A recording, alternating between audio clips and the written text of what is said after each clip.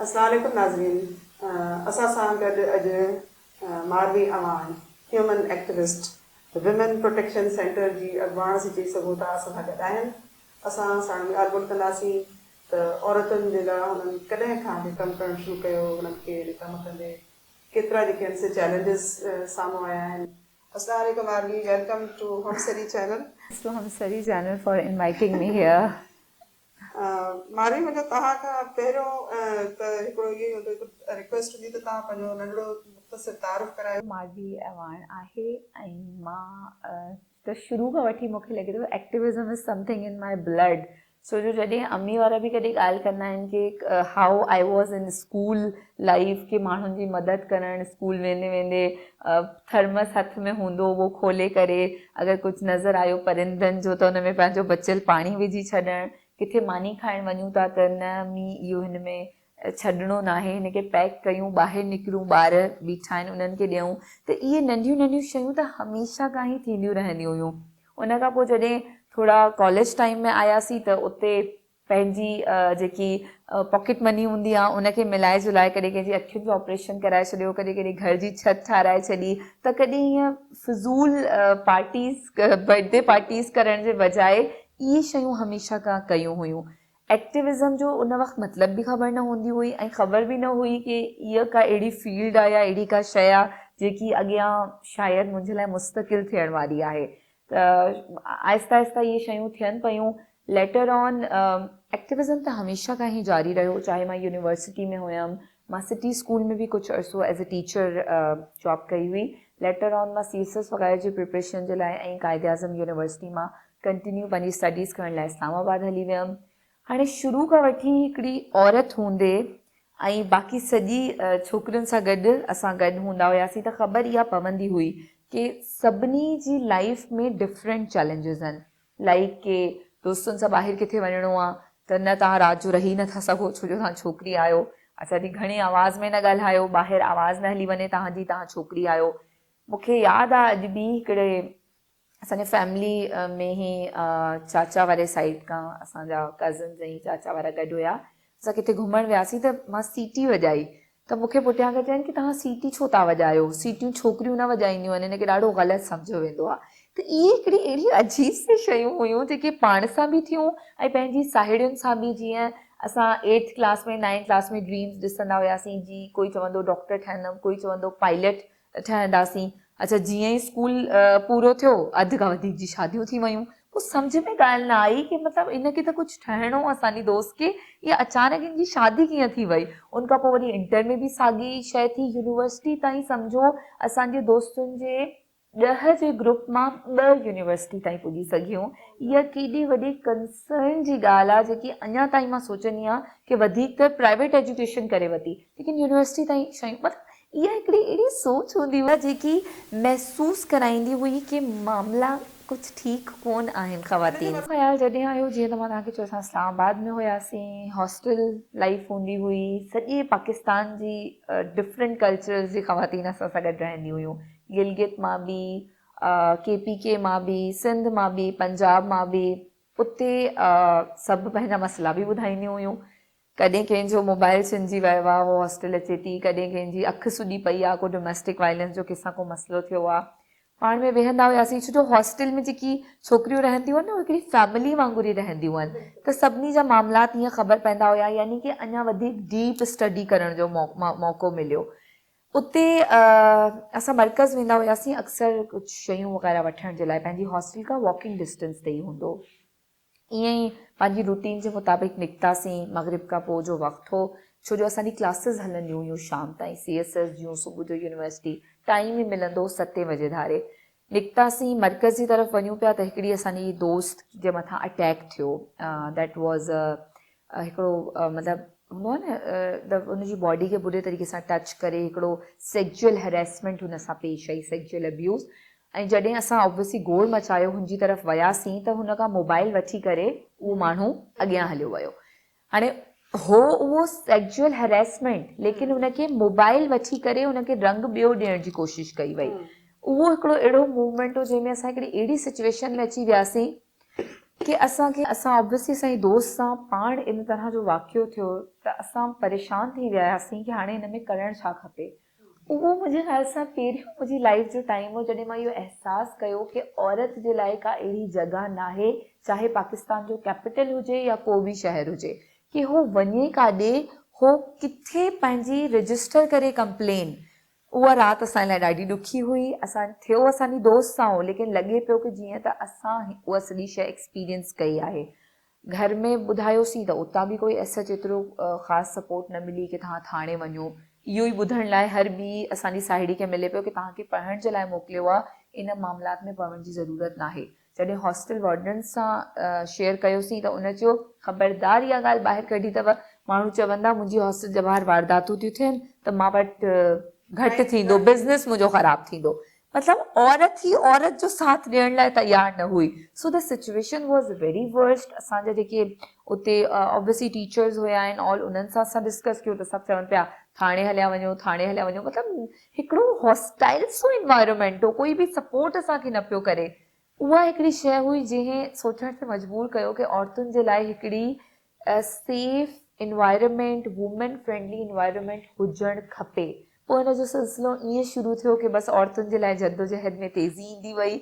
ऐं मां अगरि कोई मूंखे चवंदो बि आहे न पंहिंजो तारीफ़ करायो, त मां एॾो कुझु लाइक हर ॾींहुं थींदो रहंदो आहे कि यादि बि न रहंदो आहे कि छा छा कयो आहे, केतिरे माण्हुनि जी मदद कई आहे। हाँ, मां तव्हांखे राउंड फिगर करे ॿुधाए थी सघां कि अञा ताईं असां 14,000 औरतुनि जी सिंध जे अंदरि ऐं सिंध जे ॿाहिरि उन्हनि जी डोमेस्टिक वायलेंस, नंढपिण जी शादियूं ऐं उन्हनि जी नंढपिण जी शादियुनि सां गॾु फोर्स मैरिजिस ऐं अञा बि डिफरेंट जेकी शयूं आहिनि, sexual harassment, work place harassment, public harassment, उन्हनि में उन्हनि जी मदद कई आहे सिंध पुलिस सां गॾिजी करे।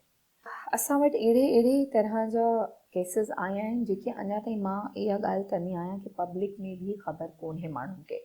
सो जो असां आइडेंटिटी रिवील न कंदा आहियूं, औरत जी शनाख़्त ॿाहिरि नथा कढूं, त उहो वधीक कॉन्फिडेंट थी वञे अची करे शेयर करण में। असांजे जेके सेल्स असां सिंध पुलिस सां गॾु शुरू कया आहिनि, उन में असांजी टीम्स ट्रेंड हूंदियूं आहिनि कि पुश नाहे करिणो कंप्लेन करण जे लाइ।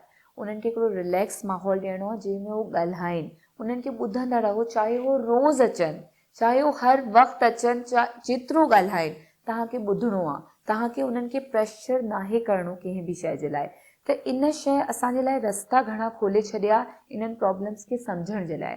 जॾहिं असां स्पेसिफिकली सिंध जी ॻाल्हि था कयूं त उन जे अंदरि औरतुनि सां जेकी ज़ोर ज़बरदस्ती जी शादियूं आहिनि, उहे तमामु हिकिड़ो वॾो मसइलो आहे जंहिं ते ॻाल्हायो बि नथो वञे, जंहिंजा कॉन्सिक्वेंसिस असांखे नज़र था अचनि कि नियाणियूं घर छॾे करे फ्री विल ऐं इन सॼे प्रोसेसिस में पवनि थियूं। छो जो ज़बरदस्ती जेकी शादी कई थी वञे, उहे बाद में अक्सर सुसाइड जो नतीजो बि हुनजो निकिरे थो। ऐं अक्सर जेको आहे डिस्टर्ब था रहनि ॿई स्पाउसिस, नफ़सियाती मसइला घणा था अचनि। पोइ उहो this and up with the domestic violence and so many things. हिकु त नंढपिण जी शादियूं पंहिंजी जॻह ते मसइलो आहे। नंढपिण जी शादियूं ईअं मसइलो आहे कि हिते जॾहिं को अहिड़ी रिपोर्ट ईंदी आहे कि बाबा नंढपिण जी हिते शादी थिए थी, त उते डॉक्यूमेंट्स वेरीफाई करण में तमामु घणो टाइम लॻी वेंदो आहे टीम्स खे।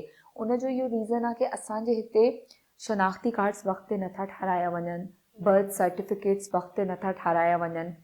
त 2013 जे नंढपिण जी शादियुनि जो लॉ खे कीअं इम्प्लीमेंट कयो वञे, इन प्रोसेस तमामु डिघो थो थी वञे। त इन मसइले खे बि हल थियण जी ज़रूरत आहे कि नियाणी आहे, जेके बि तव्हांजा ॿार आहिनि घर में पैदा था थियनि, घणे में घणो शऊर ॾियो कि उहो पंहिंजा NICs ठाराइनि, प्रॉपर बर्थ सर्टिफिकेट्स हुजनि, ताकि कानून जी इम्प्लीमेंटेशन में बि मदद थिए।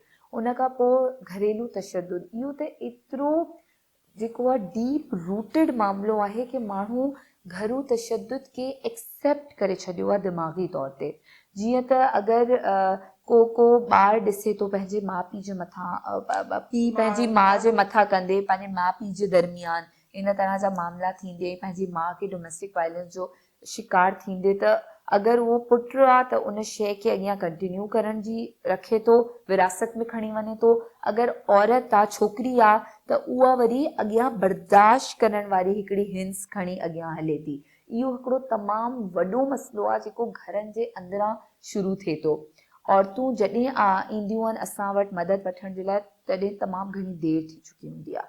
जॾहिं तमामु घणो अटैक हुननि जे मथां थी वेंदो आहे या साइकोलॉजिकल कंडीशन उन्हनि जी तमामु घणी बैड हूंदी आहे। इते कंसर्न जी इहा ॻाल्हि आहे की सिर्फ़ु ॻोठनि में या अहिड़े घरनि में न जिते तालीम न आहे, पढ़ियल लिखियल प्रोफेसर्स, पढ़ियल लिखियल डॉक्टर्स जे घरनि मां इहे शयूं आयूं आहिनि। ऐं उहे छोकिरियूं जेके डोमेस्टिक वायलेंस जो शिकार थियूं आहिनि, उहे बि पढ़ियल लिखियल डॉक्टर्स, MBA किथे परे नथा वञूं। कुरतुलन बलोच जे केस जी मिसाल था वठी छॾूं। ब्लैकमेलिंग बि हिकिड़ो तमामु वॾो मसइलो आहे, उनखे मां सॼे पाकिस्तान सां गॾोगॾु सिंध जो मसइलो बि चवंदमि। उन में मामिलो इहो थो थिए की असां पंहिंजी नियाणियुनि खे चऊं था की तव्हांखे जी शुरू खां वठी उनखे डॉक्टर, इंजीनियर इहे शयूं न सेखारींदा आहियूं असां, तव्हांखे शादी करणी आहे, शादी करणी आहे। पोइ जॾहिं बि कोई एनीबडी फ्रॉम एनीवेयर, हे जेके मोबाइल गैजेट्स आहिनि, एॾो जल्दी तव्हां कंहिंसां कनेक्टिविटी में अची था वञो, प्रॉपर पेरेंट्स नथा ॾियनि ॼाण इन्हनि गैजेट्स जे बारे में, ॿारनि जे हथनि में ॾेई था छॾनि। उन खां पोइ उनजो इस्तेमालु तमामु ख़तरनाक तरीक़े सां थिए थो। जेके असांजे जा छोकिरा आहिनि उहे हुनखे छोकिरियुनि खे ब्लैकमेल करण में, उन्हनि जो फ़ाइदो खणण में इस्तेमालु था कनि। जेकी छोकिरियूं आहिनि उहे बेवकूफ़ बणिजण में ऐं जल्दी इन्हनि ट्रैप्स में अचण में। इन्हनि जा नतीजा इहे था थियनि की ब्लैकमेलिंग जो हिकिड़ो अहिड़ी शइ आहे एग्ज़ैक्टली जेकी अञा एतिरी ॻाल्हाई नथी वञे। मुंहिंजो इहो ॾाढो स्ट्रॉन्ग बिलीव आहे कि ट्रेनिंग्स असांखे बेशक थोरो देरि सां आउटकम्स ॾींदियूं आहिनि, लेकिन उन्हनि जा आउटकम्स लॉन्ग लास्टिंग हूंदा आहिनि। जॾहिं असां ट्रेनिंग जी ॻाल्हि था कयूं त अञा ताईं जेके गवर्नमेंट ऐं नॉन गवर्नमेंट ऑर्गेनाइज़ेशन सां गॾु मां तमामु घणियूं ट्रेनिंग्स करायूं आहिनि। पुलिस जे इदारे में बि तमामु घणियूं ट्रेनिंग्स करायूं आहिनि, जेको असां वुमेन प्रोटेक्शन सेल्स रन पिया कयूं। उनजे स्टाफ खे, स्टूडेंट्स खे कॉलेजिस में वञी करे, यूनिवर्सिटीज़ में ॻाल्हायो आहे। हाणे यूनिवर्सिटी में ट्रेनिंग ॾियण सां ईअं थो थिए कि मुख़्तलिफ़ ॻोठनि मां उते स्टूडेंट्स पढ़णु अचनि था। जॾहिं असां वञी उन्हनि सां ॻाल्हायूं था, ट्रेनिंग ॾियूं था, त सम्झो असां हिकिड़ी अहिड़ी फोर्स तयारु था कयूं जेकी पंहिंजे इलाइक़नि में वञी करे इन्हनि शयुनि खे अॻियां वधाईंदी, इन ॼाण खे अॻियां खणी वेंदी। त इन चैलेंजिस जे लाइ ओपन ॻाल्हाइणु तमामु घणो ज़रूरी आहे। अगरि रोकियो थो वञे ॻाल्हाइण लाइ, अक्सर मां ट्रेनिंग या सेशन जे दौरान इहो चवंदी आहियां कि पंहिंजी नियाणियुनि खे, ॿारनि खे ॿुधायो कि उन्हनि जे मोबाइलनि जे अंदरि छा पियो हले, तव्हांखे ख़बर हुजणु खपे। हाणे इहो हिकिड़ो वॾो गैप अधी इन लाइ बि आहे छो जो असांजी घणो करे जेकी पोइ जनरेशन आहे उन में पेरेंट्स एतिरा अगरि ॼाण नथा टेक्नोलॉजी जी रखनि ऐं ॿार घणी ॼाण थो रखे, त पोइ हिकिड़ो वॾो गैप थो अची वञे। पोइ पेरेंट्स मॉनिटरिंग कनि कीअं? त इते असांखे अहिड़ा जेको आहे इदारा क़ाइमु करण जी ज़रूरत आहे या अहिड़ा नॉलेजेबल प्रोग्राम्स स्टार्ट करण जी ज़रूरत आहे, यूट्यूब ते, सोशल मीडिया ते या जेको आहे TV चैनल्स ते, जंहिंमें पेरेंट्स खे इन्हनि गैजेट्स जी ॼाण ॾिजे ऐं हू शौक़ सां इनखे सिखनि ताकी पंहिंजे ॿारनि जे मथां सही मॉनिटरिंग ऐं हुननि खे गाइडलाइन सही ॾेई सघनि। उनजे अलावा जेकी ट्रेनिंग्स मां इहो चवंदमि कि सिर्फ़ु यूथ जे मथां ऐं नियाणियुनि जे मथां सॼो बोझ न विझो, लेकिन छोकिरनि जी इन्वॉल्वमेंट ऐं मर्दनि जी एंगेजमेंट बि इन सॼे अमल में तमामु घणी ज़रूरी आहे, छो जो जेको एब्यूसर आहे उहो घणो करे मर्द आहे। कानून त असांजी ताक़त आहे ऐं अगरि कानून न हुजनि त शायदि असांजो आवाज़ु एतिरो सॻारो न थी सघे, छो जो जॾहिं असां ॻाल्हायूं था कि घरेलू तशद्दुद खे बंदि कयो वञे ऐं पुठियां 2013 जो कानून बीठो आहे त असांजी आवाज़ खे वधीक मज़बूत थो करे। जॾहिं असां ॻाल्हायूं था कि नंढपिण जी शादियूं जी रोकथाम थियणु खपे, त असांजे पुठियां जेको आहे early child marriage restaurant act बीठो आहे, उहो असांजी आवाज़ खे वधीक अञा मज़बूत थो करे। वर्क प्लेस हरेसमेंट 2010 जो लॉ, उहो बि तमामु घणो सुठो आहे। असां वटि साइबर क्राइम्स जा लॉस बि मौजूदु आहिनि जेके असांजे माण्हुनि खे उनजी तमामु घटि ॼाण आहे। 2016 जो electronic prevention of electronic crimes असां वटि लॉ मौजूदु आहे, जेके बि माण्हू तव्हांजी तस्वीर इस्तेमालु था कनि या फेक IDs ठाहिनि था या साइबर हैरेसमेंट जेकी थिए थी उनजे हवाले सां उन लॉ जे तहत कार्रवाई थींदी आहे। त इहे जेके लॉज़ आहिनि इन जे लाइ असां हुकूमत जा ई शुक्रगुज़ार आहियूं। असेंबलीज़ में इहे पास थिया ऐं अञा इन्हनि खे मज़बूत थियण जी ज़रूरत आहे, छो जो जॾहिं असां डोमेस्टिक वायलेंस जे लॉ खे ॾिसूं था त असां ॾिसूं था कि औरत खे पुलिस एक्शन करे या कोर्ट जो एक्शन करे उन एब्यूज़ मां त कढियो थो वञे, लेकिन उनजे वेलफेयर जे हवाले सां का शइ नथी थिए। असां जॾहिं हिकिड़ो केस जी मिसाल मां खणंदमि, सायरा जो केस हो, जेकमाबाद में उनजे मुड़ुस उनखे गंजो करे छॾियो ऐं तमामु घणो तशद्दुद कयईं। उनजा 6 ॿारड़ा आहिनि। हो हींअर मूंसां कॉन्टेक्ट में आहे रिसेंटली। उनजे ॿारनि खे असां स्कूल में बि एडमिशन करायो आहे, सायरा जे लाइ नौकिरी बि तलाश पिया कयूं। त असांजो जो मुतालबो इहो आहे कि गवर्नमेंट सिर्फ़ु एब्यूज़ मां कढण ताईं जी हद ताईं साथ न ॾिए विक्टिम जो, लेकिन उनजी छत जो बंदोबस्तु, उनजी अगरि को प्रॉपर्टी राइट्स आहिनि, प्रॉपर्टी राइट्स तमामु घणो हिकिड़ो वॾो इशू आहे। असांजी नियाणियुनि खे असां उन खां महरूम था रखूं। असां हर वक़्तु एम्पावरमेंट जी ॻाल्हि था कयूं। औरत खे एजुकेशन ॾियणु एम्पावरमेंट आहे। उनखे सुठी नौकिरी मिली वञे त हो वधीक डिपेंडेंट जेको आहे नथी रहे पंहिंजे एब्यूसर जे मथां, इंडिपेंडेंट थी वञे। लेकिन अगरि हुनजी प्रॉपर्टी राइट्स हुनखे मिलनि त उनखे हिकिड़ो फैमिली जी तरफ़ां वॾी प्रोटेक्शन थी मिले।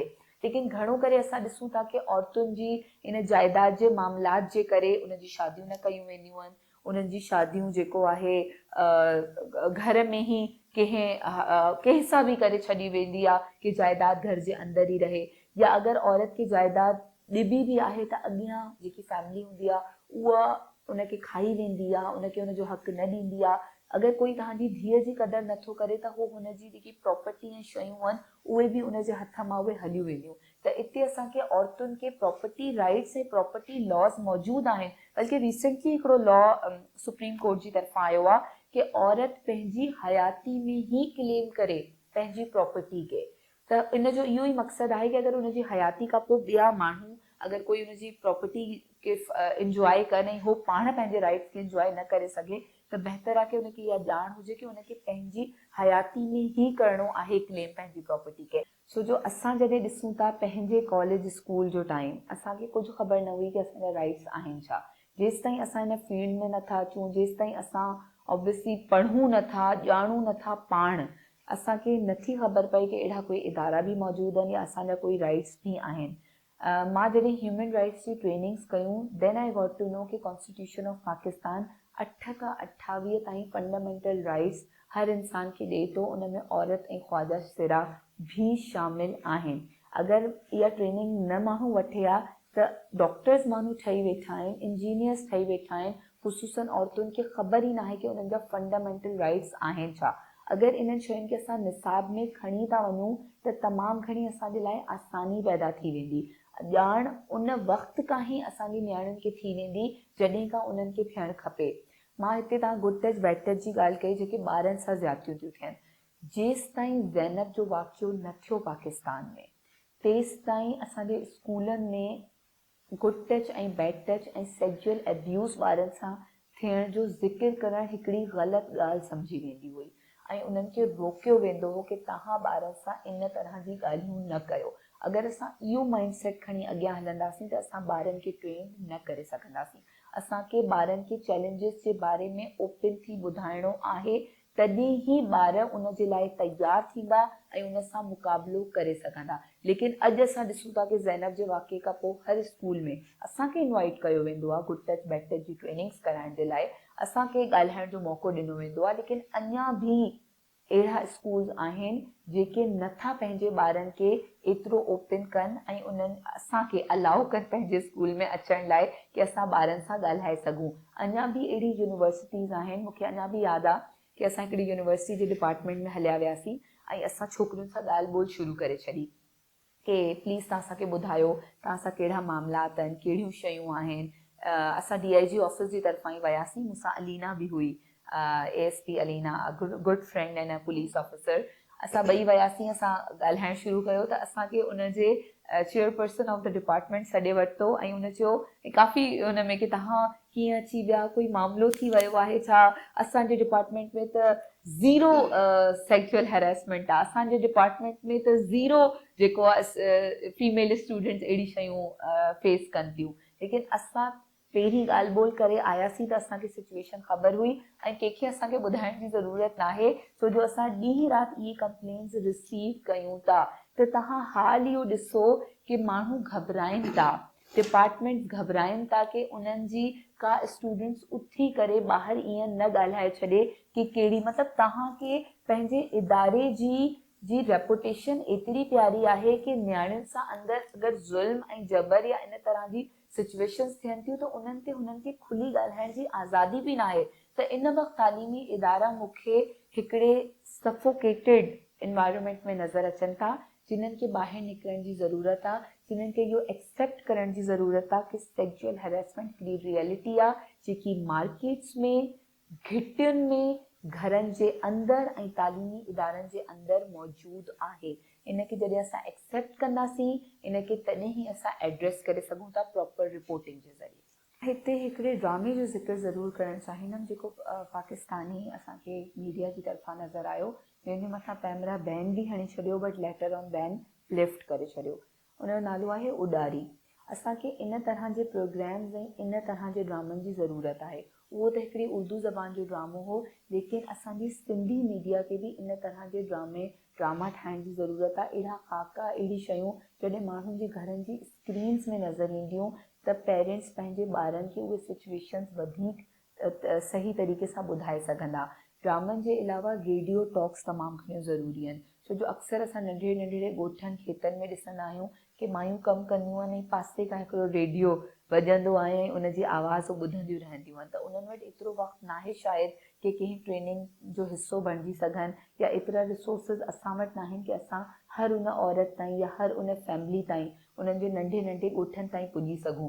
लेकिन जेकी मीडिया आहे उहे वधि में वधि इन शइ में पंहिंजो रोल अदा करे सघे थी।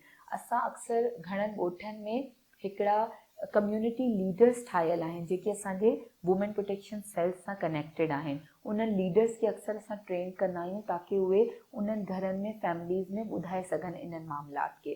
असां हिकिड़ो दादू जो ई वाक़ियो हो, हिकिड़ी नंढड़ी 3 साल जी न्याणी सां ॾाढाई करण जी कोशिशि कई उनजे पाड़े जे हिकिड़े छोकिरे। उनखे सिविल अस्पताल में खणाए आयो वियो हो हैदराबाद में। मां उन न्याणी सां मिलणु वई हुयमि। तमामु नंढड़ी 3 साल जी हुन सां इहा कोशिशि थी। तव्हां ॾिसो साइकोलॉजिकली केतिरो डैमेज थो थिए ॿार। त जॾहिं बि ख़ुदा न ख़ास्ता अहिड़ो कोई मामिलो थी थो वञे त पेरेंट्स खे इहा बि ॼाण हुजे कि नंबर 1 फौरी तौर ते रिपोर्ट कनि, नंबर 1 उन ॿार जा जेके कपिड़ा आहिनि उन्हनि खे वॉश न कनि। उहो हिकिड़ो प्रूव आहे, एविडेंस आहे, सबूत आहे जेको तव्हांखे इंसाफ़ ॾियण में मदद ॾियारींदो। ॿार खे वेझाड़नि न ऐं जल्द खां जल्द उनजे तिबी मुआइने जे लाइ जेको तव्हांजे घर जे क़रीबी पुलिस स्टेशन आहे उन खां तव्हां मेडिकल सर्टिफिकेट वठो, ताकी इन सॼे प्रोसेस मां तव्हां सही तरीक़े सां गुज़री सघो ऐं इंसाफ़ जे हवाले सां मज़बूती सां बीह सघो। तव्हां से जे ॿार सां ॾाढाई या ग़लति करण वारो ग़लति आहे, तव्हांजो ॿारु ग़लति न आहे, तव्हां ग़लति न आहियो। इहा सोच असांखे हर घर में ॾियणी आहे, हर फैमिली खे ॾियणी आहे। छो जो असां ट्रेन करे सघूं था जेके ॿार ॻाल्हाइण जहिड़ा आहिनि, लेकिन जेके मासूम नथा ॻाल्हाए सघनि उन्हनि जा जेके गार्जियन आहिनि उन्हनि खे ट्रेनिंग जी ज़रूरत आहे ताकी उहे उन्हनि जी हिफ़ाज़त करे सघनि ऐं अहिड़े दरिंदनि खां उन्हनि खे बचाए सघनि। असां जेकी जदोजहद जो सिलसिलो जारी रखियल आहे उन में तव्हां जहिड़ा बि असां सां मौजूदु आहिनि, माण्हू जेके अदबी तौर ते जंग खे अॻियां वधाए वेठा आहिनि। असां बि पंहिंजी पूरी कोशिशि कयूं था। अञा बि तमामु वॾा नाला आहिनि जिन्हनि पंहिंजी ज़िंदगी वक़्तु करे छॾी आहे कि औरतुनि खे सुजाॻ कयो वञे, उन्हनि खे उन्हनि जे हक़नि जे बारे में ॿुधायो वञे। जॾहिं उन्हनि सां का नाइंसाफ़ी या ज़ाती थिए त असां पंहिंजे आवाज़ खे उन्हनि जे लाइ उथारण जी पूरी कोशिशि कयूं था। इन तरह जा मामलात जिन्हनि जे लाइ चङा भला माण्हू न ॻाल्हाए सघंदा आहिनि, असां उन्हनि जे बारे में ॻाल्हायूं था। रिस्क ऐं चैलेंजिस हूंदे, थ्रेट्स मिलंदड़ जे बावजूदि असां पंहिंजी जंग खे जारी रखी वेठा आहियूं। असां इहो ॾिसूं था कि औरत सुजाॻ थिए पई, अॻियां वधे पई, अहिड़ी फील्ड्स खे चैलेंज करे पई जेके हिकिड़ो मर्दानो समाज जंहिंजे मथां हिकिड़ो राज करे रहियो आहे वक़्तनि खां वठी, त उहा औरत जी कामयाबी आहे। लेकिन जॾहिं असां ॾिसूं था कि हिकिड़ी MBA छोकिरी, पढ़ियल लिखियल न्याणी तशद्दुद जो शिकार थी सॼी राति पंहिंजी ज़िंदगी खां हारिजी थी वञे, तमामु घणो दुख थो थिए। असां जॾहिं ॾिसूं था कि हिकिड़ी पढ़ियल लिखियल न्याणी खे ज़िंदा साड़ियो थो वञे, उन में हिकिड़े ॿार खे उहो जनमु ॾियण वारी आहे उहो बि सड़ी थो वञे, हिकिड़ो हुनजे हंज में आहे उहो बि सड़ी थो वञे, तॾहिं असांखे तमामु घणो दुख थो थिए। त हाणे असां हिकिड़ी अहिड़ी सिचुएशन में आहियूं जिते असांखे पढ़ियल लिखियल न्याणी सिर्फ़ु न खपे, लेकिन अहिड़ी न्याणी खपे जंहिंखे पंहिंजे हक़नि जे बाबति ॼाण बि हुजे ऐं उहो पंहिंजे हक़नि जे लाइ ऐं सिर्फ़ु पंहिंजे न बल्कि समूरी समाज जी औरतुनि जे हक़नि जे लाइ आवाज़ खणण जी हिमत रखंदी हुजे। मूंखे जेकी ॻाल्हि अञा ताईं मिसिंग थी लॻे जेकी जीअं ते असांखे वधीक कमु करण जी ज़रूरत आहे उहा करे जा। असांजी औरत खे चाहे उहो कंहिं ॻोठ मां तालुक़ु रखंदी हुजे, कंहिं शहर मां तालुक़ु रखंदी हुजे या कंहिं बि वॾी पोज़ीशन ते हुजे, उनखे एतिरी करेज हुजे कि हू ग़लति थींदड़ खे ग़लति चवे, उनजे ख़िलाफ़ु बीहे ऐं पंहिंजे लाइ जंग करे, पंहिंजे प्रॉपर्टी राइट्स खे इन एक्सक्यूज़िस खे ॿुधी करे न छॾे कि तव्हांखे ॾाज ॾिनोसीं, तव्हांखे छा ज़रूरत आहे, तव्हांजी शादी में एॾो ख़र्चु कयोसीं, तव्हांखे छा ज़रूरत आहे, तव्हांजो मुड़ुसु एॾो कमाए थो, तव्हांखे छा ज़रूरत आहे। हक़ जो मतिलबु हक़ आहे। तव्हां पंहिंजे हक़ खे वठो ऐं उनखे सही तरीक़े सां पंहिंजे पाण खे मज़बूत ठाहिण में तव्हां आणियो। छो जो असांजी औरतूं अगरि फाइनेंशियली इंडिपेंडेंट भी आहिनि, पोइ बि हू कंहिं न कंहिं तरीक़े सां इन समाज जी जेकी पिदरशाही आहे, इन समाज में जेकी औरतुनि खे घटि महसूसु कराइण आहे, उनजो शिकार थी थियूं वञनि। त इन जे लाइ औरत जो साथ ॾींदी, मज़बूत थींदी ऐं अञा अॻियां वधंदी ऐं उनजी अञा ज़रूरत आहे। मां इहो नथी चई सघां कि औरत एम्पावर्ड थी वई आहे। जेसि ताईं डोमेस्टिक वायलेंस जा केसिस ईंदा रहंदा, जेसि ताईं औरतुनि सां ॾाढाई जा वाक़िया साम्हूं ईंदा रहंदा, जेसि ताईं असांजी औरतूं पूरे तरीक़े सां एम्पावर्ड न थियूं आहिनि। चैलेंजिस त तॾहिं खां ई शुरू थी विया हुया अली ज़ाहिदा, जॾहिं सोचियो हो कि औरतुनि जे हवाले सां कमु करणो आहे, अॻियां वधिणो आहे, कुझु अहिड़ो इदारो क़ाइमु करणो आहे ऐं अहिड़े चैलेंजिंग डिपार्टमेंट सां, पुलिस डिपार्टमेंट सां कमु करण खे असांजी जेको आहे एतिरो सवलो कमु न आहे, लेकिन चैलेंजिंग डिपार्टमेंट सां बि कमु कयो ऐं असां शुक्रगुज़ार बि आहियूं कि उन्हनि असांखे एतिरी सपोर्ट कई ऐं हिकिड़ो जेको हूंदो आहे न, हिकिड़े ख़्वाब खे तामीर करण में असांजी मदद कई। लेकिन एतिरो आसान न हो। सभिनी खां पहिरीं त मुखालफ़तूं फैमिली मां ई शुरू थी वियूं कि का ज़रूरत न आहे ऐं औरतुनि जे लाइ केरु कमु कंदो आहे। मतिलबु पहिरीं ॿुधण लाइ इहो आयो कि औरतुनि लाइ केरु कमु कंदो आहे, औरतुनि लाइ छो कमु कजे ऐं ॿियनि जे मसइलनि में पवण जी का ज़रूरत न आहे, बसि पंहिंजे कैरियर खे ॾिसो, पंहिंजी शयुनि खे ॾिसो। लेकिन हिकिड़ो शौक़ु हो, हिकिड़ो अहसासु हो, हिकिड़ा वाक़ियात ऐं शयूं पुठियां हुयूं जिन्हनि रोकणु न ॾिनो ऐं मुंहिंजे पेरेंट्स काफ़ी मुंहिंजो साथ ॾिनो।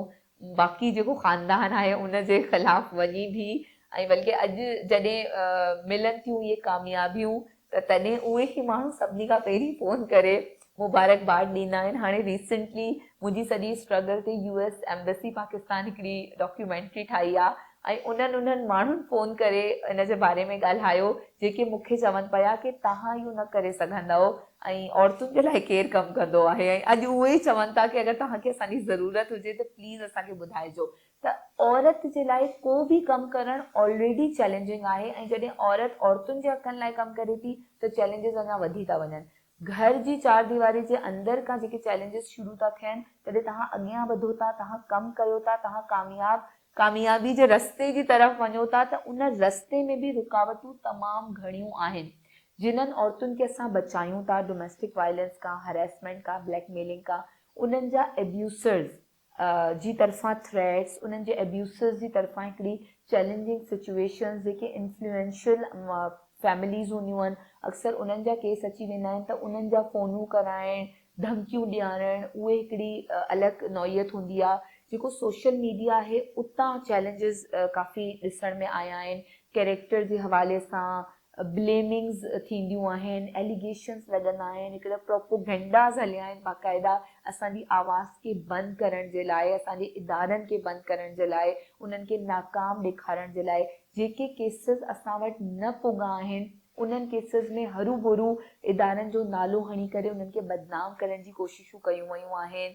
उन जे अलावा जेके मां चवंदमि कि माण्हू सिर्फ़ु औरत जी वर्स्ट सिचुएशन ॾेखारे करे उनखे कैश करण जी कोशिशि था कनि, उहे बि असांखे हिकिड़ो थ्रेट कंसीडर कंदा आहिनि।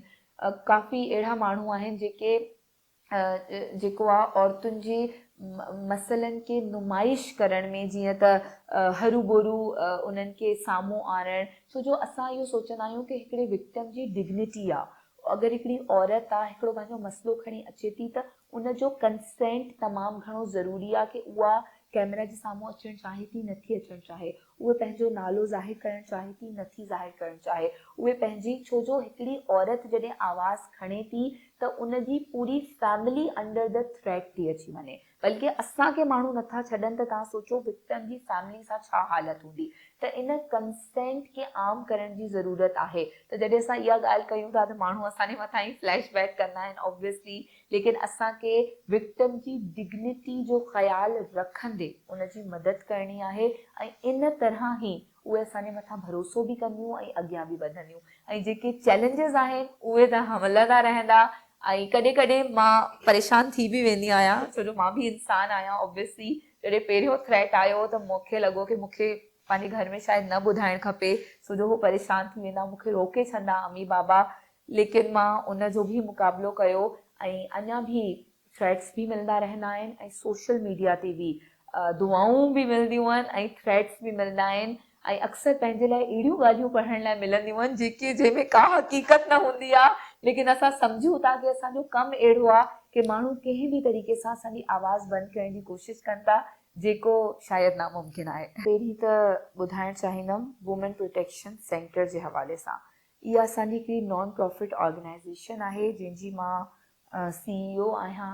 असांखे इहो ख़्यालु इन लाइ ई आयो की हूअं त औरतुनि जे लाइ, हुननि जे हक़नि जे लाइ असां कमु कयूं था, लेकिन हिकिड़े ऑर्गेनाइज़ेशनल मैनर में कंदासीं त असांजो स्कोप वधीक वॾो हूंदो। जीअं त असां माज़ूर औरतुनि जे लाइ बि कमु करे सघंदासीं, उन्हनि जी वेलफेयर जे लाइ बि कमु करे सघंदासीं ऐं असां कयूं बि पिया। असां ख्वाजा सिरा जे मथां कमु था कयूं ऐं इहो वधीक कमु असां कोविड-19 जे सॼे सिनारियो में शुरू कयो कि जॾहिं त हो पंहिंजे ऑब्वियसली हिकिड़ी सोशल डिस्टेंसिंग अची वई, उन्हनि जा फंक्शन्स बंदि थी विया, हो वीचारा सफ़ा मोहताज थी विया, न हो कंहिंखां पिनी पिया सघनि, न हो पंहिंजो कमाए पिया सघनि। त उन्हनि जे लाइ असां काफ़ी हिकिड़ी अर्निंग अपॉर्चुनिटीज़ क्रिएट करणु, उन्हनि जे हक़नि जे बाबति माण्हुनि खे ॿुधाइणु, उन्हनि जे लाइ हिकिड़ी प्रोटेक्शन जे लाइ जेके बिल पास था थियनि, शयूं थियूं थियनि, उन्हनि खे माण्हुनि जे अॻियां आणणु, उन्हनि जे लाइ असां तमामु घणो कमु कयो आहे। डोमेस्टिक वायलेंस जे लाइ असां कैंपेन्स शुरू कयूं आहिनि ताकी घणे में घणी माण्हुनि खे ॼाण अचे। सेशन्स जो हिकिड़ो असां सिलसिलो ॻोठनि में ऐं तालीमी इदारनि में शुरू कयो आहे, जंहिंमें मां पाण ट्रेनिंग्स बि कराईंदी आहियां, सेशन्स बि ॾींदी आहियां। असांजी टीम बि हुन में इन्वॉल्व हूंदी आहे ताकी घणे में घणे माण्हुनि खे ॼाण अचे इन जे लाइ। ऐं जॾहिं असां ॻाल्हि था कयूं की असांजे women protection centre Sindh police सां कहिड़ो कमु करे रहियो आहे, त women protection centre Sindh police सां 2017 खां वठी कमु करे रहियो आहे।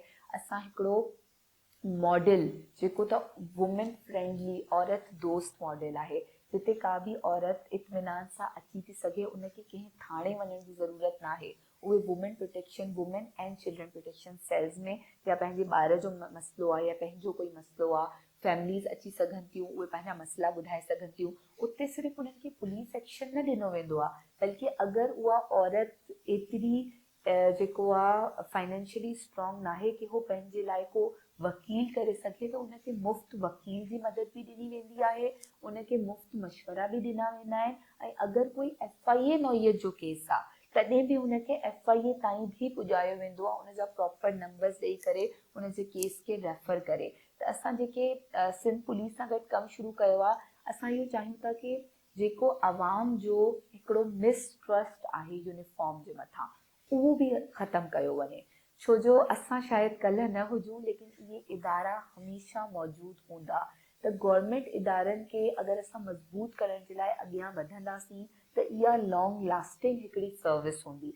छो जो जॾहिं असां women protection cells in police में क़ाइमु करे छॾिया आहिनि, पहिरीं इहो हैदराबाद खां शुरू थियो हो। 2017 में AD ख्वाजा IG सिंध इन जो इफ़्तिदा कयो ऐं तॾहिं असांखे इहो ई ॿुधण लाइ मिले पियो कि अहिड़ा घणा ई मॉडल शुरू थिया, इहो बि ख़तमु थी वेंदो। लेकिन अॼु अल्हम्दुलिल्लाह इहो मॉडल सिंध जे हर डिस्ट्रिक्ट जे SSP ऑफिस ऐं DIG ऑफिस में मौजूदु आहे। अगरि तव्हां सां कोई बि डोमेस्टिक वायलेंस जो या हैरेसमेंट जो या नंढपिण जी शादी जो या अहिड़ो को बि वाक़ियो आहे, त तव्हां SSP ऑफिस ऐं DIG ऑफिस में असांजा women and children protection cells in police सां गॾु आहिनि, जंहिंजे अंदरि ट्रेंड पुलिस जो ई लेडी पुलिस अमलो आहे। तव्हांखे उते वञी कंहिं मर्द सां न ॻाल्हाइणो पवंदो, उते औरतूं पुलिस ट्रेंड मौजूदु आहिनि जेकी तव्हांजी ॻाल्हि ॿुधंदियूं ऐं उनखे तव्हांखे सही मशवरो बि ॾींदियूं ऐं अगरि पुलिस एक्शन जी ज़रूरत हूंदी त उन में बि तव्हांजी पूरी मदद कई वेंदी। त इन तरीक़े सां तव्हां ओसि ताईं पुॼी सघो था।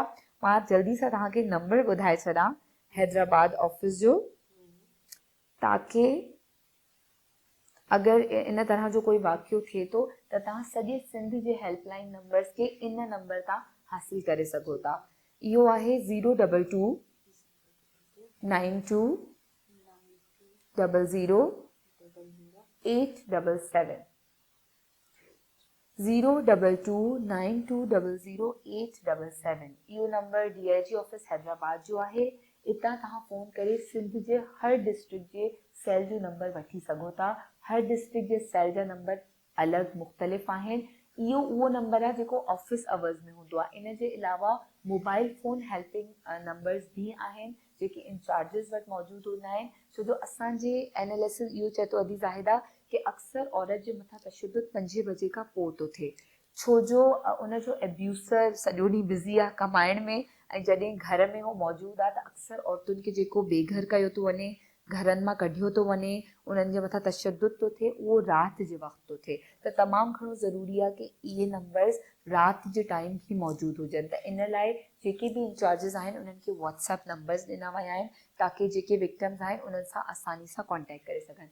फेसबुक ते पेज आहे वुमेन प्रोटेक्शन सेंटर जे नाले सां, तव्हां उनखे विज़िट बि करे सघो था ऐं उनजे इनबॉक्स जे ज़रिए बि तव्हां कंहिं बि वक़्तु टीम सां राब्ते में अची सघो था।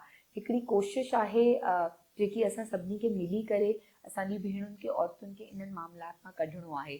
सिचुएशन एतिरी ख़राबु आहे कि अक्सर असांजे इदारनि में औरतूं बिना रहे ऐं बिना चप्पल जे ॿारनि खे वठी बि पुङियूं आहिनि, छो जो एॾी साइकोलॉजिकली अजीब कंडीशन में हूंदियूं आहिनि कि उन्हनि जो इहो ई चवणु हूंदो आहे कि असांखे दरां धिको ॾेई कढी छॾियो वियो आहे। नंढड़ी सी ॻाल्हि ते झेड़ो थियो, न जुती पाइण ॾिनी, न पैसा खणण ॾिना, न पोती पाइण ॾिनी, ॿारनि समेत दर जे ॿाहिरि वेही वेही पोइ कंहिं पाड़े वारी ॿुधायो कि तव्हांजो इदारो आहे ऐं असां तव्हां ताईं अची पुॻायूं। यानी अक्सर औरतुनि जी जेके रक्षाउनि जा किराया हूंदा आहिनि उहे असांजी टीमूं ॾींदियूं आहिनि। अक्सर उन्हनि खे उन्हनि जे ॿारनि खे मानी खाराइण, उन्हनि खे कंफर्टेबल फील कराइण उहा असांजी टीमूं कंदियूं आहिनि। हिकिड़ी ॿी बि तमामु अहम शइ आहे जंहिं ते असां कमु करे रहिया आहियूं, जेके औरतुनि जे मथां जेको तशद्दुद थो थिए या रेप थो थिए त जेकी हू साइकोलॉजिकल हिकिड़े ट्रॉमा में हलियूं थियूं वञनि, उनजी मैनेजमेंट जे हवाले सां बि असां कमु करे रहिया आहियूं। इन्हनि औरतुनि खे असां जेके एक्सपर्ट साइकोलॉजिस्ट आहिनि उन्हनि जी तरफ़ रेफर बि कंदा आहियूं ऐं अञा जेके कुझु स्टूडेंट्स वॉलेंटियर्स टीम आहे असांजी, उहे फ़ोनुनि ते बि हुननि खे काउंसलिंग प्रोवाइड कंदी आहे। मूंखे आर्ट जो इलाही शौक़ु रहियो आहे शुरू खां वठी, ऐं मां यूट्यूब ते ऐं डिफरेंट चैनल्स ते ॾिसी करे पेंटिंग्स करणु, ग्लास पेंटिंग जो मां तमामु घणी कई बि आहे ऐं शुरू खां वठी मूंखे इन जो शौक़ु रहियो। हिकिड़ो त ॾाढो आर्टिस्टिक हिकिड़ो माइंड आहे इन हवाले सां, ऐं ॿियो मूंखे लिखण जो बि शौक़ु आहे जंहिंजो वक़्तु मूंखे न मिलंदो आहे। त अक्सर लिखणु शुरू कंदी आहियां, लेकिन फ़िलहाल त अधूरो ई उन्हनि शयुनि खे छॾे ॾिनो आहे। लेकिन एक्टिविज़म सां गॾोगॾु इहो जो तव्हांजो सुवालु आहे कि न हुजो आहे त छा हुजो आहे, त एक्टिविज़म सां गॾु गॾु मूंखे हिकिड़े लेखक थियण जो शौक़ु बि आहे ऐं उनखे मां पूरो बि ज़रूरु कंदसि। LLB बि करे रही आहियां, लॉ पई कयां, लॉ जे 3 साल में आहियां ऐं जॾहिं ऑब्वियसली पढ़ाई हिकिड़ी अहिड़ी शइ आहे जंहिं मुंहिंजो पीछो कॾहिं बि नाहे छॾियो, त लॉ कयां पई ऐं हिकिड़ी बहितरीन जज जी सूरत में बि साम्हूं अचणु थी चाहियां, छो जो मां महसूसु थी कयां कि जॾहिं औरतुनि जा केसिस वञनि था कोर्टनि में त उते किथे न किथे का कमी असांखे नज़र अचे थी, त उन्हनि कमियुनि खे पूरो करण जे लाइ उनजो हिसो बणिजणु मूंखे ज़रूरी थो लॻे। अगरि असां मुक़ाबिलो कयूं था त असांजी औरत कंहिंखां बि घटि न आहे, छो जो जॾहिं मूंखे अॼु मां तव्हांखे इहा मिसाल गॾो गॾु ॾींदी वेंदमि, मां मुल्तान वई हुयमि, मुल्तान जे प्रोफेसर्स खे जेंडर सेंसिटाइज़ेशन जी ट्रेनिंग कराइण जे लाइ। उते माण्हू हैरान पिया थियनि, तव्हां सिंध मां आया आहियो? सिंध में त असां ॿुधो आहे औरतुनि खे पढ़ाईंदा कोन्हनि, सिंध में त असां ॿुधो आहे कि औरतुनि खे कारी करे छॾंदा आहिनि। त इहे शयूं असां जेके इहे न असांजे लाइ हिकिड़ी अजीब सी थॉट्स हलनि थियूं जंहिंमें का हक़ीक़त कोन्हे। असां घणे में घणी तालीम हासिल करे, असां घणे में घणो ट्रैवल करे असां इन शइ खे ग़लति प्रूव करे सघूं था। त इहा शइ पंहिंजी जॻह ते आहे कि अञा बि असां सखर वारे बेल्ट जी तरफ़ ॾिसूं था त कारोकारी जा केसिस असांजे साम्हूं अचनि था, औरतुनि जे मथे में कुल्हाड़ियूं हणी करे उन्हनि जे मथां वार कया विया आहिनि। मूंखे सॼी राति निंड न ईंदी आहे अदी ज़ाहिदा जॾहिं इन तरह जा केसिस मुंहिंजे साम्हूं ईंदा आहिनि त प्रॉब्लम्स पंहिंजी जॻह ते आहिनि, लेकिन असांजी औरत तमामु घणी मज़बूत आहे ऐं असांजी औरत खे अञा मज़बूत थियण जी ज़रूरत आहे। असांजी औरत कंहिंखां बि घटि न आहे, उनजो सबूत असां सभिनी साम्हूं वेठा आहियूं सिंध जी औरत। ऐं मां हाणे पाकिस्तान खे रिप्रेज़ेंट करणु वई हुयमि रशिया सेप्टेंबर में। उते 77 कंट्रीज़ जूं औरतूं यूथ असां सां गॾु हुई ऐं उन्हनि जे विच में असां सिंध खे, सिंधी ॿोली खे, सिंधी ड्रेसिस खे, कल्चर खे, पंहिंजे टैलेंट खे, पंहिंजे प्रॉब्लम सॉल्विंग आइडियाज़ खे प्रेज़ेंट पिया कयूं। ऐं तव्हां यकीन कयो उन 77 कंट्रीज़ जा जेके असांजा चंक में ग्रुप्स ठाहिया विया, 10-10, 8-8, 15-15 कंट्रीज़ सां, उन में हर कंट्री जे ग्रुप जी प्रेज़ेंटेशन खे मां लीड पई कयां।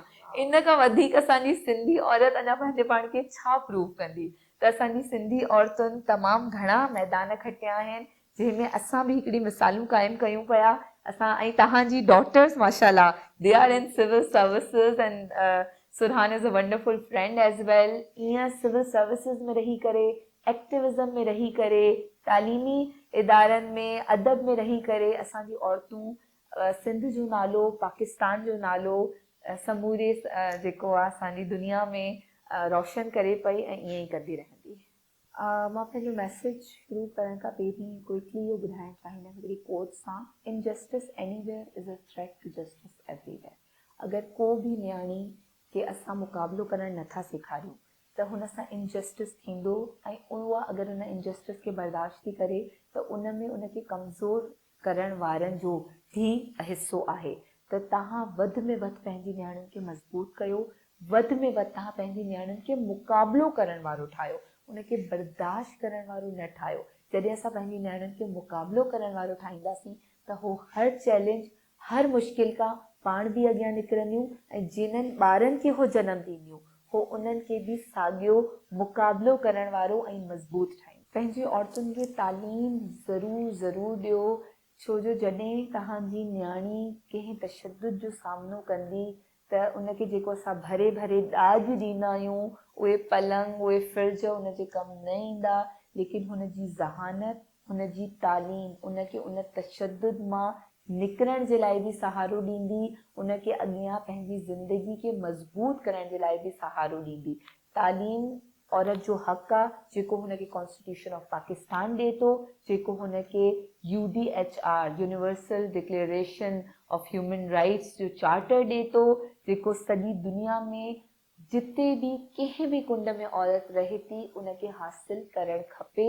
ऐं औरत बि हिकिड़े ॿार जी शक्ल में हिकिड़े घर में पैदा थिए थी ऐं माउ पीउ जी इहा पहिरीं ज़िमेदारी आहे कि जेतिरो वैल्यू ऐं जेतिरी तालीम हू पंहिंजे पुट खे ॾियनि था इहो सम्झी के उन्हनि जो सहारो ठहंदा, ओतिरी तालीम बल्कि उन खां वधीक औरतुनि खे ॾियो, छो जो उहे तव्हांजे घर खे छॾे ॿिए घर में वञण वारियूं आहिनि। उन्हनि खे इन प्रोटेक्शन जी, इन मज़बूत सहारे जी वधीक ज़रूरत आहे। नाज़रीन, तव्हां मारवी अवान जूं ॻाल्हियूं ॿुधियूं, असांखे हिन ॿुधायो त कीअं हू पंहिंजो जेको आहे सो हिन एक्टिविज़म में दाख़िल थी ऐं कहिड़े तरीक़े सां हू नंढपण खां जेको आहे सो इन तरफ़ जेको आहे सो इंक्लाइंड हुई ऐं खेसि कहिड़ा मसइला आहिनि हू जेको आहे सो औरतुनि जे मसइलनि खे कीअं थी ॾिसे, कीअं थी हल करे ऐं औरतुनि जी तइलीम जे लाइ हुन जेको तव्हांखे आख़िर में मैसेज ॾिनो आहे, उमेदु आहे त असांजा वालिदैन उन ते अमल कंदा ऐं पंहिंजी नियाणियुनि खे वधि खां वधि तालीम ॾेई ताक़तवर करण जी कोशिशि कंदा, एम्पावर करण जी कोशिशि कंदा, छो जो असल जेका ताक़त आहे औरत जी उहा हुनजी तालीम आहे ऐं पेरेंट खां मिलियल जेको उनखे कॉन्फिडेंस आहे उहो ई आहे ऐं उहा दुनिया जो मुक़ाबिलो तॾहिं करे सघे थी जॾहिं असां पेरेंट्स पंहिंजी धीअनि ते ओतिरो एतमाद कंदासीं ऐं हुनजे चैलेंजिस जे लाइ असां हुननि खे तयारु कंदासीं। उमेदु आहे त तव्हां पंहिंजी नियाणी जो ख़्यालु कंदा, पंहिंजी नियाणियुनि खे तालीम याफ़्ता कंदा। Thank you so much. अल्लाह हाफ़िज़।